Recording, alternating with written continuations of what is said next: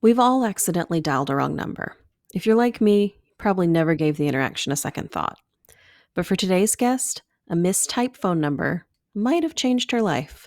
This person, this man who fell in love with me because I sent him a text and in a wrong number, that he was giving me his life, at 29. That's Casey Berg, an inspirer, storyteller, power partner, and kidney transplant recipient. I'm Sarah Jane Castro, Director of Marketing and Communication for the National Kidney Foundation of Illinois, and your host for this episode of The Journey Continues. Casey, take us back to your early 30s. What led to your first kidney transplant? I actually need to go back a little further than that because I was about 27 or 28 and I thought I was pregnant. And back then in 1987, there weren't the little test kits that you could get at the grocery store. So I went to the doctor's office and she said, "You're not pregnant, but your urine looks like it's the color of Coca-Cola." And I was like, "Oh, I'm 27. I don't care." She said, "You need to call a kidney doctor. Here's his name." And I didn't. And then she called me a few days later and said, "Have you called him? Because this is really important." And I said, "Okay." And so then he told me I had Berger syndrome.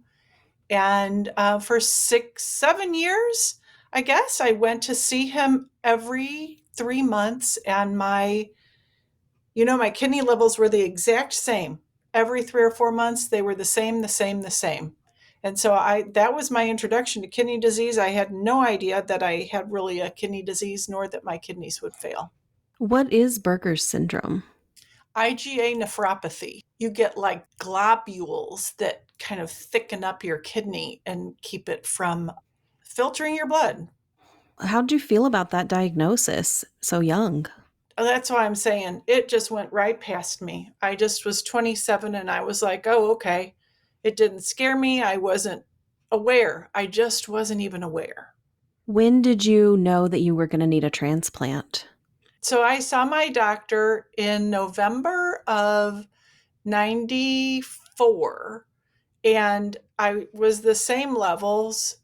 In January, I started feeling off and I didn't understand why, and continued into February, March. But I was like, I need to eat better. And so I'll never forget that I went and got a fresh squeezed strawberry banana smoothie and drank it down, and my whole face went numb. And I didn't know what was happening. But if you think about all that potassium, Mm-hmm. In the phosphorus, yeah, bananas, yeah. yes, and the strawberries. And so I did not know what was happening. And I went and saw my doctor in April, and he said, "You have 20% kidney function." Wow. And I think it was the day before. I never can remember if it was the day before or the day after the Oklahoma City bombing. And Mm. so I had 2 days that rocked my world. How long did you have to wait then for a transplant after getting that news? Just 3 months. I was Wow. May, June, July. I was transplanted on July 14th. My sister ended up being a 6 antigen match. And I had a doctor who had left the big hospital system to go into his own practice, and so that he could be nimble. And he was. And so I just got in 3 months. It was, and I just thought that that's how it all worked. I had no idea that it was any different than that. Right, that some people wait for years and years for a kidney. So that's Right. Yeah. that's great that your sister was such a close match. Yes. Yeah. Perfect match. What was that transplant like post-transplant, post-surgery? I ended up having a hemorrhoid. I was in the hospital for 12 days, so it Oh was my it was gosh. long, and the hemorrhoid operation was more painful than the transplant, to be honest with you. But I always say, then once I felt better and they released me. And I think I was on like 70 or 80 milligrams of prednisone. And I came home and cleaned the house. And the next night we went to see Atlanta Rhythm Section at an outside venue. It was just like, no big deal. No big New deal. Wow. Isn't that amazing? Yeah, it was tremendous. Yeah. I don't So know if it was just me being me or, like I said, if it was right, if it was all the that prednisone, yeah. Switching topics a little bit, how'd life change for you in your mid-40s? well, just, I was married and I'll admit that I wasn't that happy, but all of a sudden everything changed on a dime and my husband was acting differently and I said, "What's wrong with you?" And he said, "I think I'm having a midlife crisis." And as soon as he said it, it was over. It was over. Everything was different. And I was out of my own house within a month. He was remodeling our house, or I would have stayed there, but I moved into an apartment. Now, this was my own, my own like issues of abandonment. But I felt like I was a 3-year old who had to live on her own in the big, mean world. I used to like walk around and see people at work that were having coffee, and I couldn't understand how they could just be having coffee because my world was over. Where did you turn for support? Who was in your corner? Well, like everybody was. And the first thing, and something that still stands out to me, is that I missed touch. And so when I was out with people, I would ask them if I could touch them. Can I touch your leg? Can I hold your hand? Any, men and women, all of my friends were so great. And the other thing that I did was I asked friends to write something nice about me. It sounds Mm. kind of silly, but it was, kind of an uplifting thing. And I created a Word document with all the different things that people said about me. And then I just kept it with me in my pad folio at work. And I would just like read it if I needed to. And yeah, so everybody was great. Even in my direct office, I just told the people who worked for me that sometimes I might have to shut my blinds and just I'd cry. And a friend of mine was like, "Why don't you wear makeup anymore?" I said, "Because I cry every day. I cry on my way to work, I cry at work, and I cry on my way home." But still, that was just like her personality. Yeah, yeah. I don't think that's silly at all to ask people to say something nice about you or hear how many people love you, and I think that's such a great way to support yourself during that hard time. Thank you. Let me interrupt you. I'm sorry to do Mhm. that, but I Oh, think no. that there's something important to say here. And that was when I figured out you can't grow from the outside. You have to do it for yourself. And so while I did have support, while I did have people I could hug and touch, and I had my document, I had to do it myself. I had to grow and learn to start appreciating my life as I knew it, the friends that I had, just the wonders of being single, which didn't I didn't even know how to do it, but the universe just kept giving me tests. My favorite one was I'm tall. I was almost 5'10" at my tallest, and the universe kept giving me short men to date. And I thought, okay, this is what I have to do, or I'm not, if I don't pass this test. And so it was a really great ego thing to figure out how I could be more myself and be okay with being taller than a man. So I just kept getting great opportunities. Yeah, it sounds like it, and I think that's such an important thing to remember that the external changes will come as a result of the internal work you're doing. I Yes, think that's exactly. that's great. How'd your view of yourself shift during all of this? You know, it was about 3 or 4 months after we split up that I suddenly realized that I felt like myself 24 hours a day instead of just when I was away from my husband, because I Wow. had felt like I needed to act differently. So that was one of the biggest things. And I got this, a thing from Facebook or whatever from a friend. And it was just right before I ended up, having a kind of a life change. But it was this little story that said, that a prince asked a princess to marry her and she said no. And she got to travel around the world and keep her apartment and all her shoes, and the toilet lid was always down. And it's like the funniest thing. But it was like, that's me. That's me. I go to rock concerts. I have my own place. I have friends everywhere. And so it's like I came into me being me, and I felt, so much joy at that awareness. I was like, "Oh, look at what I've become." And I'm happy with this now. I'm not feeling a lack or a loss or that I'm alone or anything. I really changed. That's wonderful when you can look around at your life and be proud of what you see and feel good Yes. about all of the things you have and not fretting over the things you don't have. I love that. Mhm, mhm. So let's fast forward a little bit. What happened in June of 2012 that maybe changed your life a little? Well, it's so funny because I went back and found that princess thing, and I think I got it the week before that, Oh, which is wow. hilarious. I was in Denver. I live in St. Louis, Missouri, and I was in Denver for a work thing. And I had been out there visiting a girlfriend that I hadn't seen in 25 years. And so we were really cherishing our time together. And she was taking me downtown to meet the other people from work that were flying in from St. Louis. And I texted the woman I was supposed to meet. And I said, "Well, I'm almost at the hotel." And she told me that she was still in St. Louis. And I was like, "What?" Like, I would have stayed with Sonia if I had known you weren't going to be there. But anyway, my friend went ahead and dropped me off at the hotel. And then I started on this very earnest quest to find anybody from Purina who was there. Anybody from my work who was there, that was supposed to be there, who had come in from St. Louis, and I couldn't find anyone.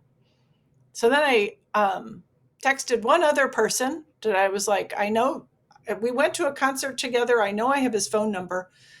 But just in case it wasn't him, I sent the text to him and I said, "Hey, it's Casey," just in case. I was supposed to meet Maria at the airport, and she's still in St. Louis. And I was wondering if you wanted to hang out. And I got a text back that said, "I'm sorry, you've got the wrong number." And I think something that I need to set up is that I was raised in the craziest world of synchronicity. My mom used to tell me what she called small world stories ever since I was a little girl. And she surrounded me with so many of them, told them to me all the time until the point that I rolled my eyes as a teenager. And I was just like, "Mother, like, don't tell me any more of this nonsense, you know?" But by the time I was in my 20s, they were happening to me all the time. And I'm such a person who kind of like dares to be different. I've always been kind of a larger than life, taking risks, even when I was in the throes of despair. My light was stronger than my pain, and I continued to grow. And so here I am with this wrong number. And instead of me being like, "Oh gosh, forget this," I explained to this poor person why I texted him and said, "I'm sorry I bothered you, but I'm in Denver looking for people from work." And he wrote back, I didn't even know it was a he, wrote back and said, "Oh, interesting. I'm going to be driving through there on my way to my solo walkabout next week." And I thought, well, isn't that an interesting thing to share? And what an interesting person going on a walkabout. At that point, I said, "Well, it's lovely to meet you. Stay cool," because it was like 112 here or something. And we stopped. And then I got a cab to take me to Denver City Park, which is probably like the size of Central Park in New York. If you've ever been there, like, you can't find your way around in that thing. It's massive. So I'm in the cab. I have a very frugal boss. The cab is now $35, and we don't see one sign, one banner of Purina anywhere. And I said, "Well, you better take me back." Now, I'm a connector. There is only one person I've been able to connect with in the last several hours, and it's the stranger. So I said to him, I sent another text and I was like, "Well, $35 later, I still don't have anybody to hang out with. And a few hours later, I got a text back that said, you know, what you put your energy on is what will come back to you. Do you know anything about the law of attraction, or have you read the book, The Secret? And my heart like stopped and then swelled as I'm thinking, this is my life. And this stranger on the other side of this phone is asking me about it. And then we went from two strangers in a text exchange to two people joined by this divine energy, this energy of the law of attraction. It was like now it's literally between us. Wow. That's incredible. This could have just been oh, sorry, wrong number, ended there. What happened next? We just kept texting back and forth then. The next morning, this crazy person says to me, do I know what my Myers Briggs personality type is? Which is another, like, are you kidding me moment? But we just, we kept texting and we texted. I got back to St. Louis. We texted for a week. It was like, have you read this book? What kind of music do you like? Do you know anything about this movie? And it was just like this chat back and forth. We did figure out pretty early on that at the time he was 23, I was 52. He was selling paint at Lowe's, but he wanted to be a computer programmer. He had just bought a Mac and was on his way. And I love inspiring young people. So I was like, he said, let's have coffee. And I said, okay.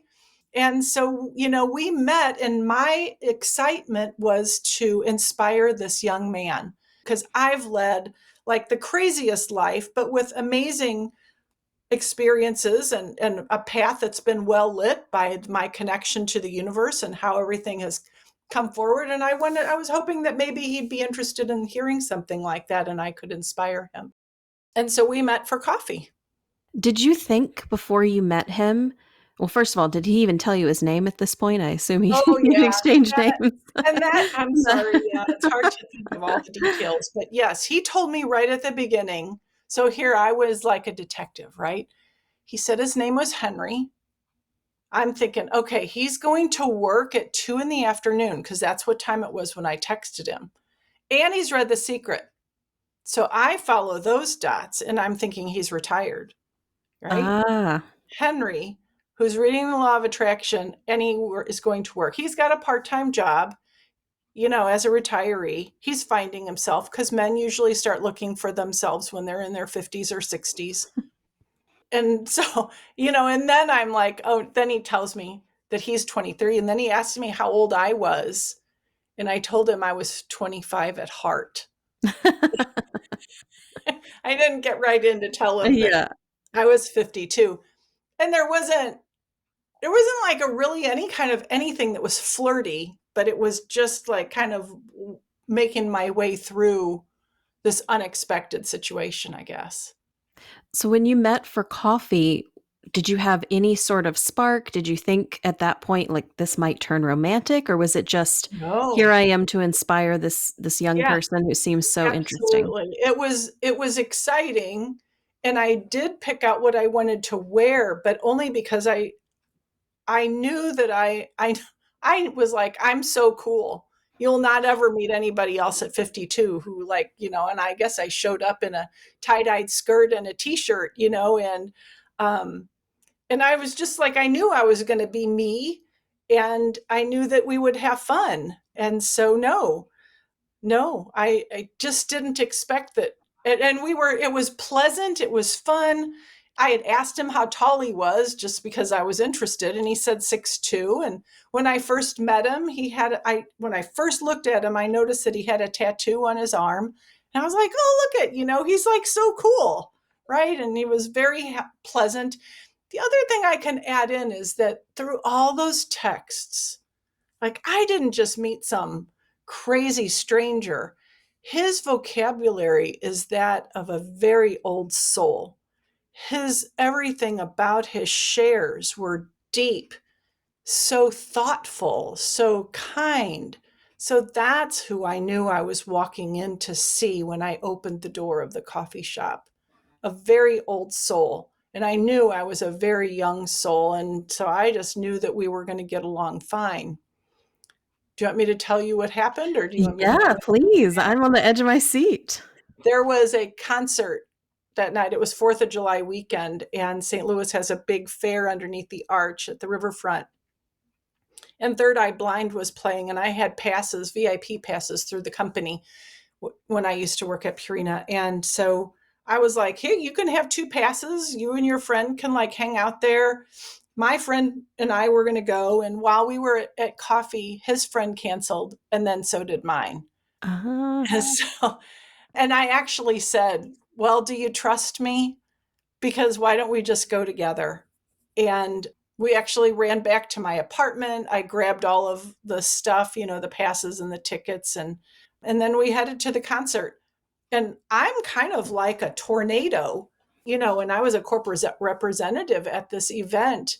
And I'm like running around. I introduced him to some friends and I just left him there. And so did have to trust me because I like really turned into who I was in my role at that event. But friends from my apartment complex were there, good friends, and they just took him in. I mean, he looks like he's 17. And so they never questioned me.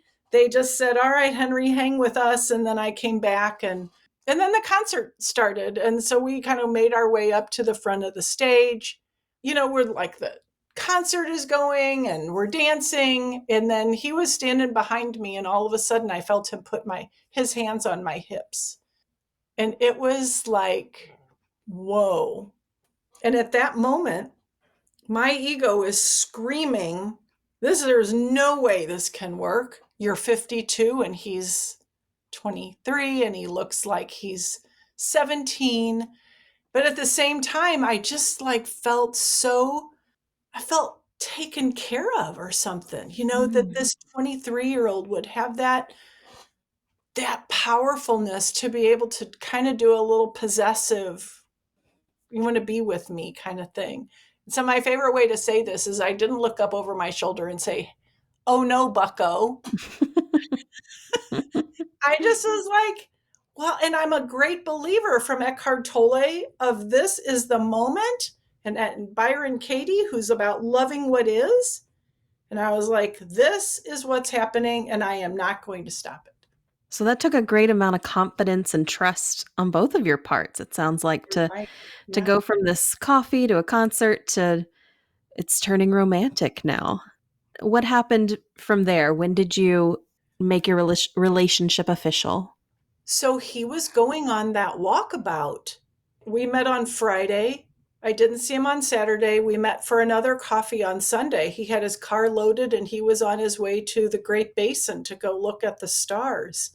We met for another coffee. And at I used to live above that coffee house for a year. And every day for a year, I got a hot Mayan mocha.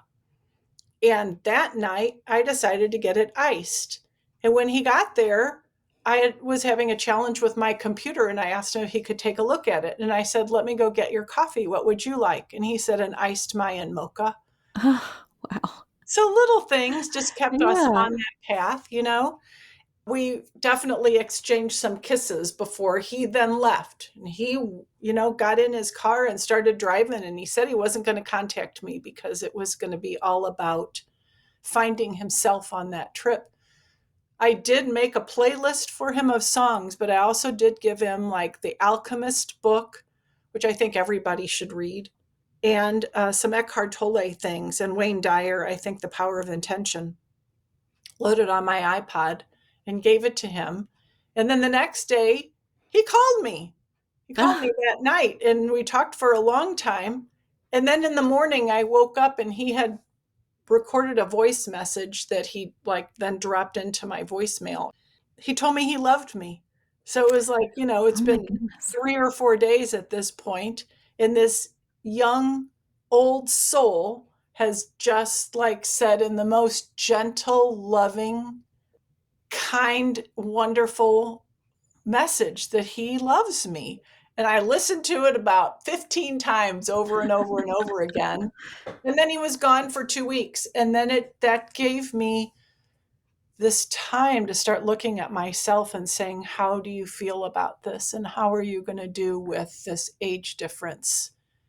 I keep thinking the universe gives me these things for me to learn and grow from. So there was no question. It was hard because I was afraid of people thinking I was his mom.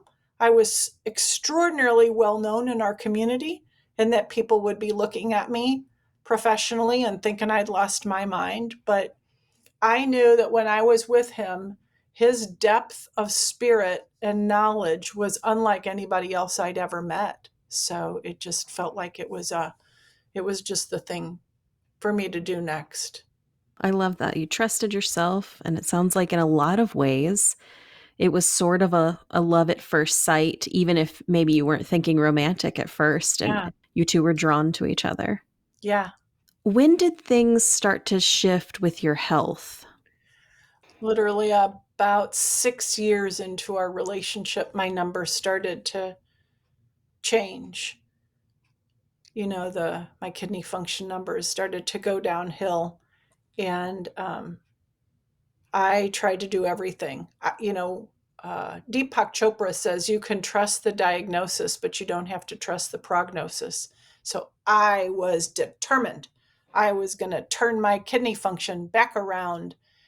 Only I didn't. I tried, but I didn't. I had my nephrologist. I went to see him one time and he said, "Well, I'll see you in 6 weeks." And then I left his office and I thought, I cannot make it another 6 weeks, and I called him and I Mhm. said, "I think I need dialysis now."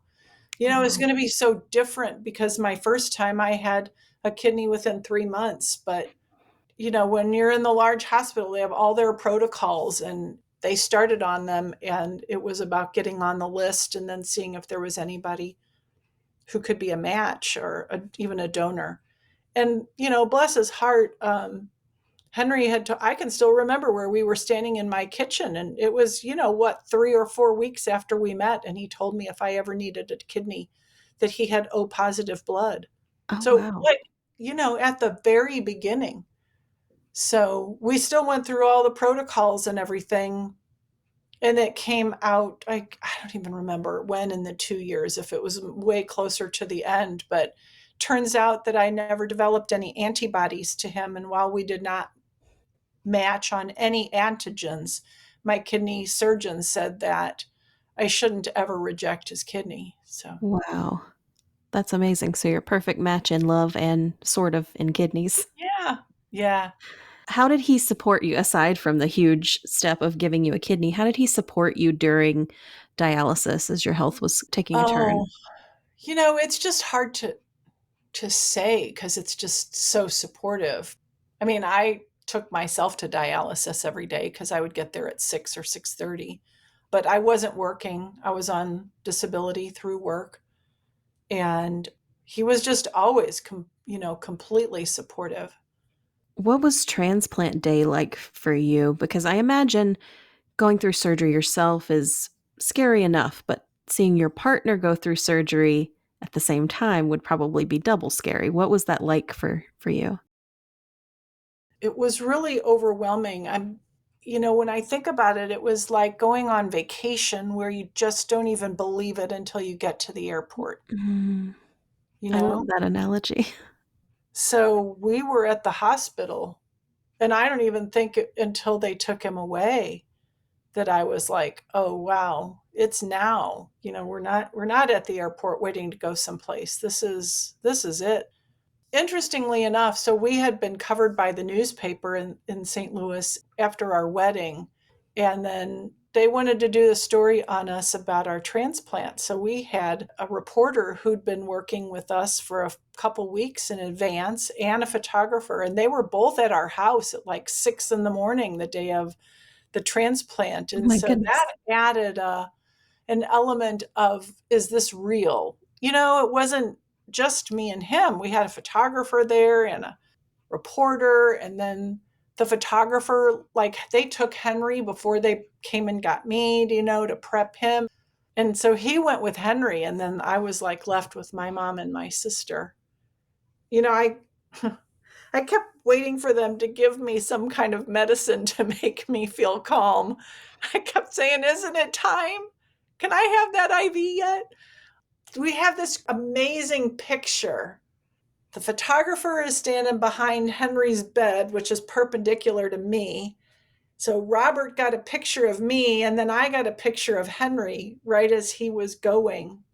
And that like is what I keep remembering, to bring me back to what your question was, of just feeling humbled and blessed that this person, this man who fell in love with me because I sent him a text and in a wrong number, that he was giving me his life, at 29.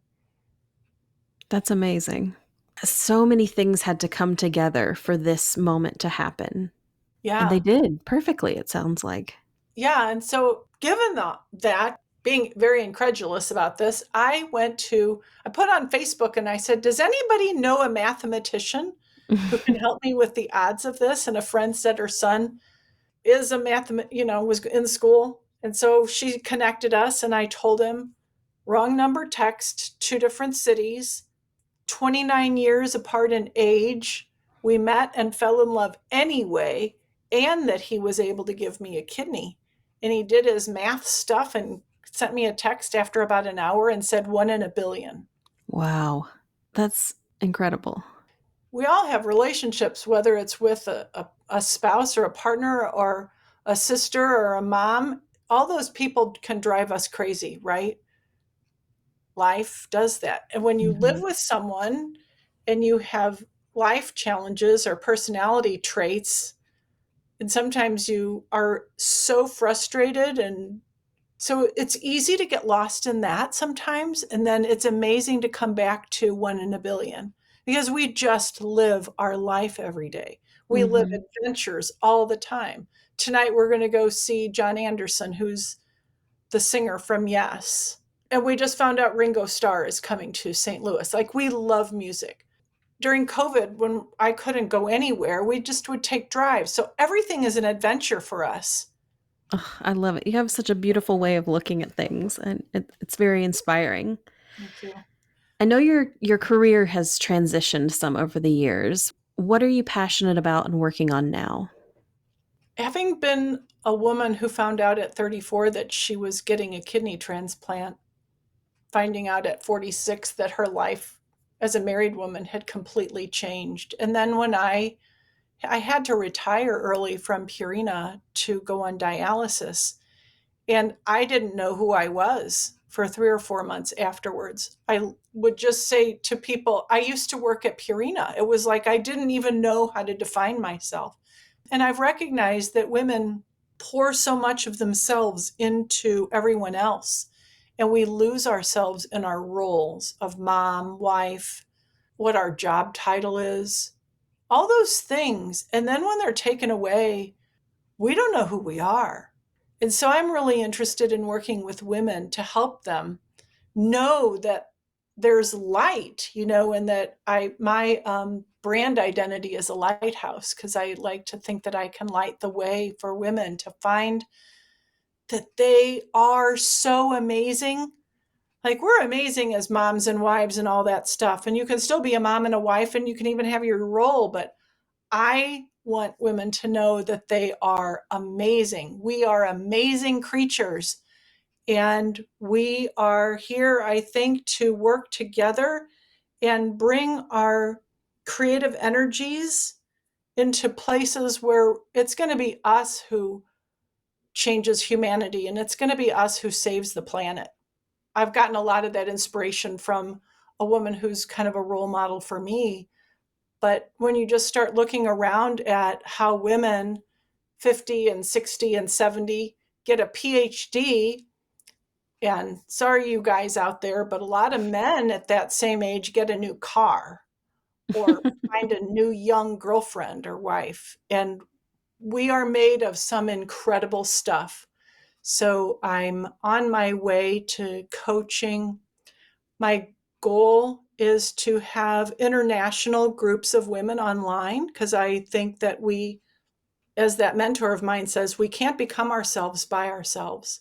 And I want to have online groups of like minded women who share with each other and help each other just grow past the self imposed walls and glass ceilings and things that we impose upon ourselves, that as soon as we break through them, there's so much self-awareness and self-knowledge that I feel like we need to do, and it's the perfect time.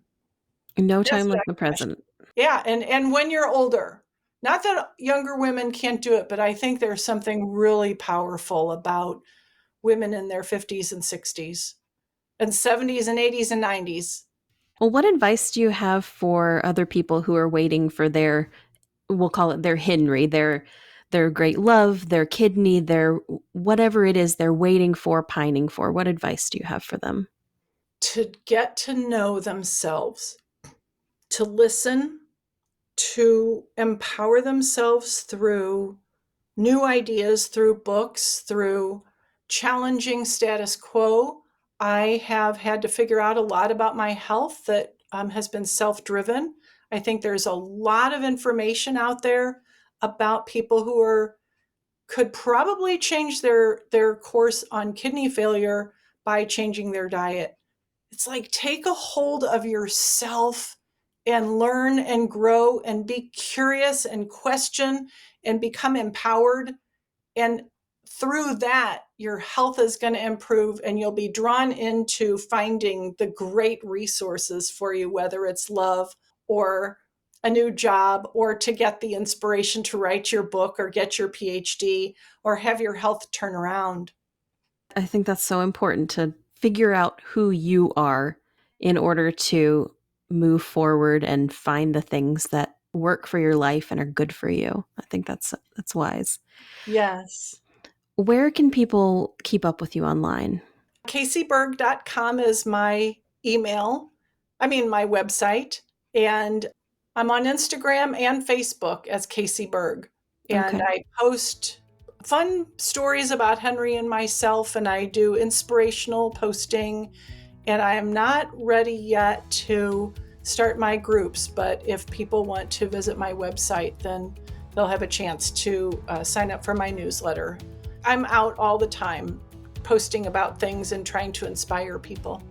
Wonderful. We'll link to all of that in our show notes too. Thank you so much. Casey, thank you so much for coming on The Journey Continues and sharing your really incredible story that I happened to hear about it in an airport shortly after my own divorce. So everything sort of also cosmically came together in order for us to talk today. So it's just amazing to me that, what was it your mother called it? Small world stories, how all of those kind of come together. Because you were walking through the airport and you heard me on the Tamron Hall show talking about my sudden divorce, which I did. Your ears, and lo and behold, after the commercial, you found out that Henry had given me a kidney.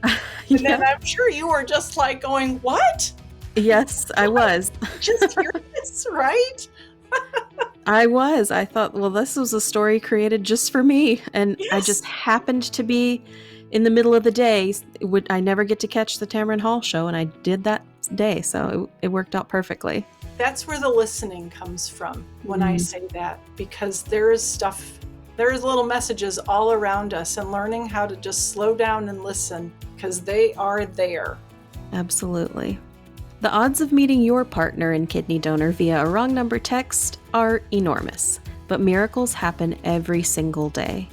Follow along with Casey's miraculous journey as she continues to flourish at CaseyBerg.com. Want to learn more about living donation or find support? Visit nkfi.org. I'm Sarah Jane Castro, and this is The Journey Continues. Prevention is a huge part of our mission at NKFI, so here's Dr. Melissa Prest with a health and nutrition tip. Here's today's nutrition tip about probiotics and prebiotics. As defined by the National Institutes of Health, probiotics are live microorganisms that are intended to have health benefits when consumed or applied to the body. They can be found in foods such as yogurt, fermented foods, dietary supplements, and beauty products. Probiotics help your body maintain or replenish a healthy community of microorganisms. Probiotics may also influence your body's immune response. They've been used to treat gastrointestinal conditions like antibiotic-associated diarrhea, inflammatory bowel disease, irritable bowel disease, diverticular disease, dental disorders like tooth decay and gum disease, conditions related to allergies like hay fever, asthma, atopic dermatitis, and other conditions like acne, urinary tract infections, and upper respiratory infections. If you're looking to add some probiotic-rich foods to your diet, try yogurt, buttermilk, sourdough bread, cottage cheese, kombucha, tempeh, fermented pickles, fermented sauerkraut, kimchi, or miso soup. Prebiotics come from plant fibers and aid in the growth or activity of beneficial microorganisms in your gut. Fruits, vegetables, and whole grains are especially those that contain complex carbohydrates such as fiber and resistant starch, contain most of the prebiotics in our diet. Prebiotics can help you absorb calcium, change the rate at which foods cause your blood sugar to rise, ferment foods faster to help you have regular bowel movements, and keep the cells that line your gut healthy. Foods that contain prebiotics include apples, artichokes, asparagus, bananas, barley, berries, flax seeds, garlic, green vegetables, leeks, legumes, oats, onions, tomatoes, soybeans, and wheat. Some foods may also be fortified with prebiotics, such as bread, cereals, and cookies. Try to get prebiotics from your food versus a supplement. With today's nutrition tip, I'm Melissa Prest, a registered dietitian nutritionist and the foundation dietitian for the National Kidney Foundation of Illinois.